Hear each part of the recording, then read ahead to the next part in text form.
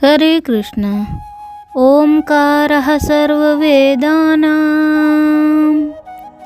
यथा चाद्या प्रपूजितः तथा सर्वव्रतानां च द्वादशी व्रतानुत्तमम्।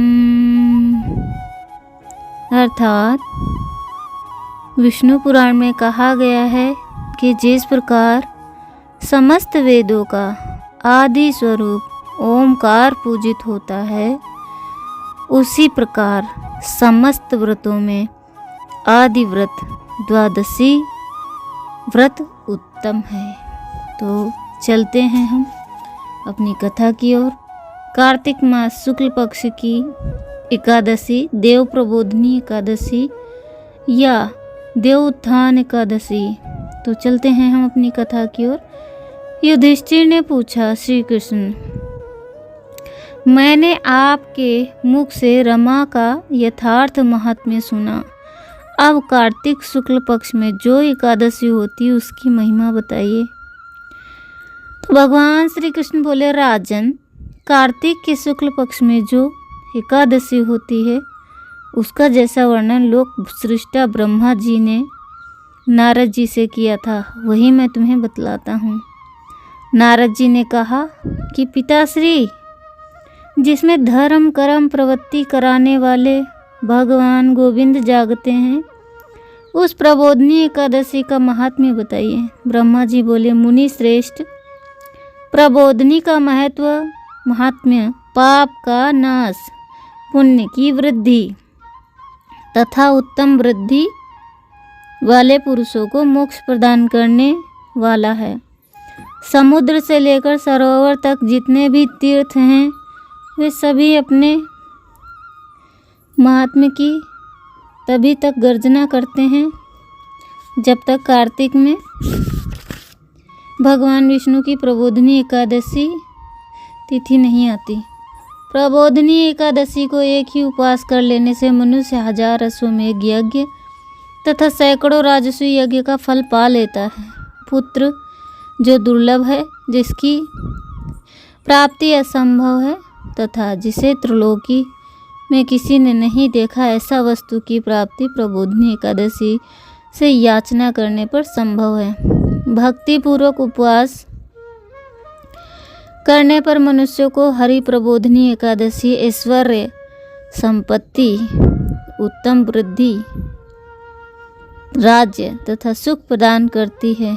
मेरू पर्वत के समान जो बड़े बड़े पाप हैं, उन सबको यह पाप नाशनी प्रबोधिनी एक ही उपवास से भस्म कर देती है। जिन्होंने पिछले हजारों जन्मों से पाप किए गए, उन्हें प्रबोधिनी की रात्रि का जागरण कीर्तन रुई की ढेरी के समान भस्म कर डालता है।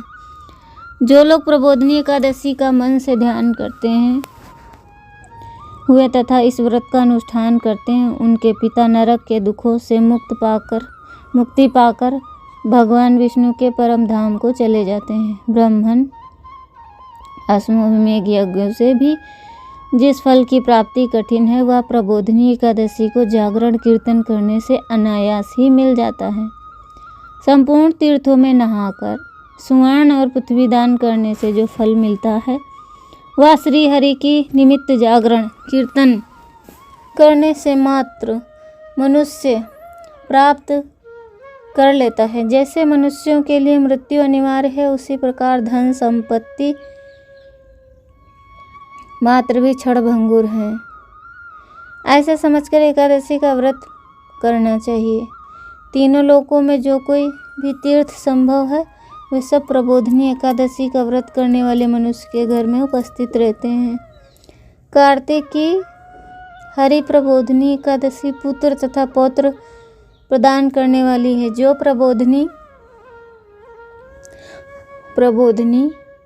हरि प्रबोधिनी एकादशी उपासना करता है, वह ज्ञानी है, वह योगी है, वह तपस्वी है और जितेंद्रिय है तथा उसी को भोग और मोक्ष की प्राप्ति होती है। पुत्र प्रबोधिनी एकादशी को भगवान विष्णु के उद्देश्य में से मानव जो स्नान, दान, तप और होम करता है वह सब अक्षय होता है। जो मनुष्य उस तिथि को उपवास करके भगवान माधव की भक्ति पूर्वक पूजा करते हैं वे 100 जन्म के पापों से छुटकारा पा जाते हैं। इस व्रत के द्वारा देवेश्वर जनार्दन को संतुष्ट करके मनुष्य संपूर्ण दिशाओं को अपने तेज से प्रकाशित करता हुआ श्री हरि के वैकुंठ धाम को जाता है। प्रबोधिनी को पूजित होने पर भगवान गोविंद मनुष्यों के बचपन, युवावस्था और वृद्धावस्था में किए हुए 100 जन्मों के पाप को चाहे वे अधिक हो या कम धो डालते हैं। अतः सर्वथा प्रयत्न करके संपूर्ण मनोवांछित फलों को देने वाले देवाधिदेव जनार्दन की उपासना करनी चाहिए।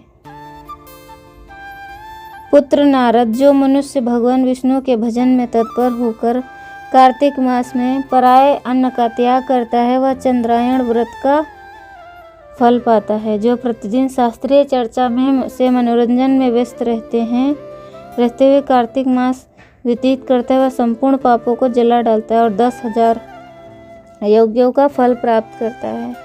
कार्तिक मास में शास्त्रीय कथा के कहने सुनने से भगवान मधुसूदन को जैसा संतोष होता है वैसा ही उन्हें यज्ञ, दान अथवा तप आदि से भी नहीं होता।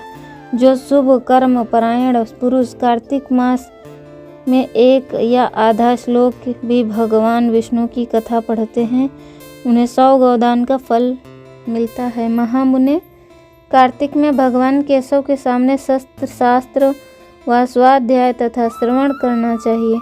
मुनि श्रेष्ठ, जो कार्तिक में कल्याण प्राप्ति के लाभ से श्री हरि कथा का प्रबंध करता है वह अपनी 100 पीढ़ियों को तार देता है। जो मनुष्य सदा नियम पूर्वक कार्तिक मास में भगवान विष्णु की कथा सुनता है उसे सहस्त्र गोदान का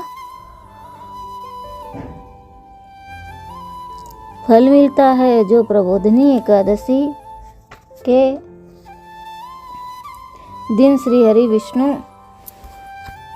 की कथा श्रवण करता है उसे 7 दीपों से युक्त पृथ्वी दान करने का फल प्राप्त होता है। मुनि श्रेष्ठ, जो भगवान विष्णु की कथा सुनकर अपनी शक्ति के अनुसार कथावाचक की पूजा करते हैं उन्हें अक्षय लोक की प्राप्ति होती है। नारद, जो मनुष्य कार्तिक मास में भगवत संबंधी गीत और शास्त्र विनोद के द्वारा समय बिताता है उसकी पुनरावृत्ति मैंने कहीं नहीं देखी।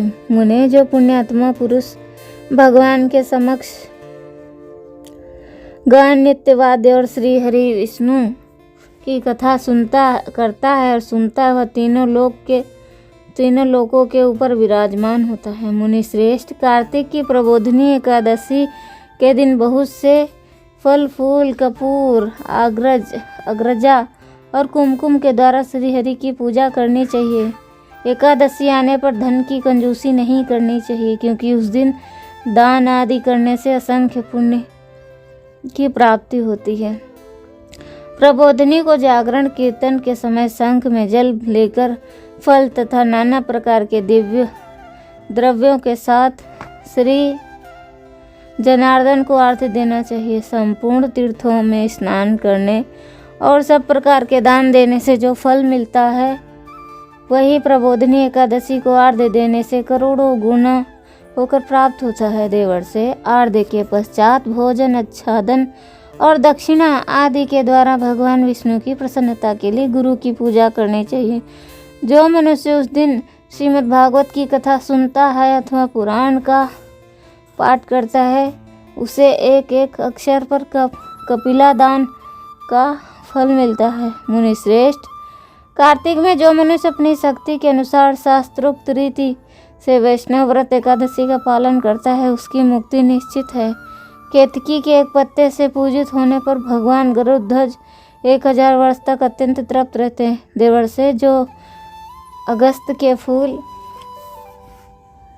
से भगवान जनार्दन की पूजा करता है उसके दर्शन मात्र से नरक की नरक की आग बुझ जाती। वत्स, जो कार्तिक में भगवान जनार्दन को तुलसी के पत्र और पुष्प अर्पण करते हैं,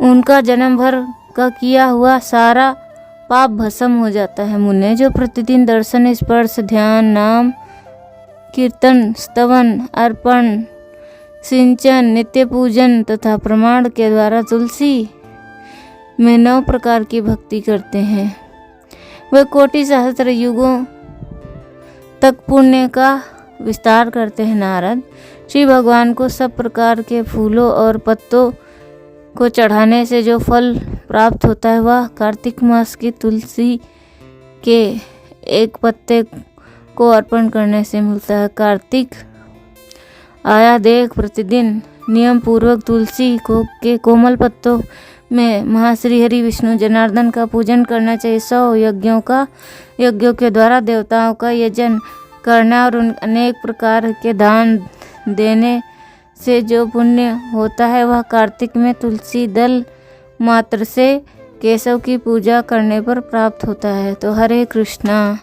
आपको ये जानकारी कैसी लगी हमें ज़रूर बताएं।